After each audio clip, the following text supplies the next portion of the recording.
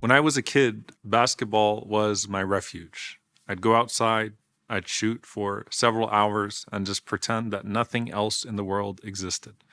Now, as an adult, it's still somewhat my refuge sometimes when I can play in a game and be forced to isolate myself in the experience of playing a game.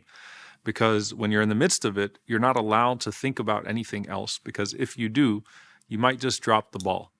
I was thinking about this idea of khushoo in sports and khushoo in something that we are doing, and how it relates to khushuu in salah, to have deep stillness in prayer and deep presence in prayer. And I was reflecting on this hadith of the Prophet sallallahu alaihi wasallam, where he mentions alayhi salatu wasalam that he loves his wives and that he loves perfume or cologne, sweet smells. But he says that the coolness of my eyes was placed in my salah. And if you think about the two things that the Prophet sallallahu alaihi wasallam mentioned first, you enjoy the attention of a relationship. You're able to immerse yourself in a relationship and devote yourself to it and find an experience of joy through it. And when it comes to sweet smells, well, it overcomes your senses so that you're not able to be overwhelmed by the senses of anything else or by the perception of anything else. A sweet smell means so much. But what happens when both your attention and your senses are overwhelmed by Allah subhanahu wa ta'ala through the experience of salah? And you find refuge in it, and you find upliftment, and you find something that nourishes your soul like nothing else. It doesn't just distract you, but it actually fulfills you. This topic of khushuu in salah is one that is deeply personal.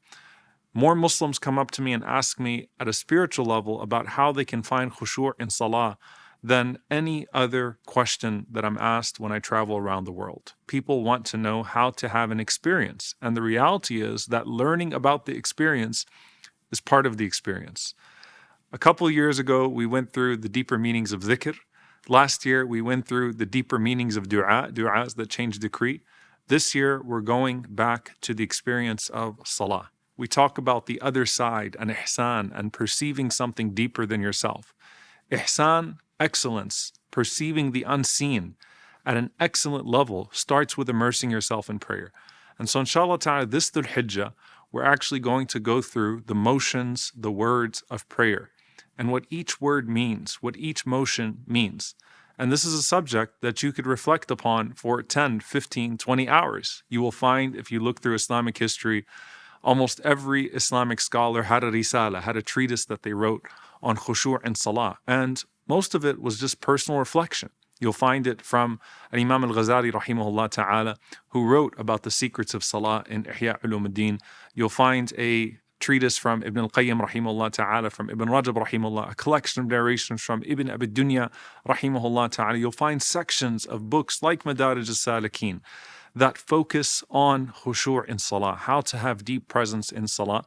And even in this day and age, alhamdulillah, in English, you'll find a course, Meaningful Prayer, by my beloved friend Sheikh Abdul Nasser Jangda, which everyone should take. A course on the sweetness of salah by Dr. Farhan Abdul Aziz. I personally benefited from these two courses. There are resources available, but it takes you allocating the time to listen to the reflections of someone else and then to reflect yourself. So that when you step into prayer, it's a special experience bidnillahi ta'ala. And so this series is special. It is a collection of reflections on each motion of prayer so that you can, inshallah ta'ala, immerse yourself.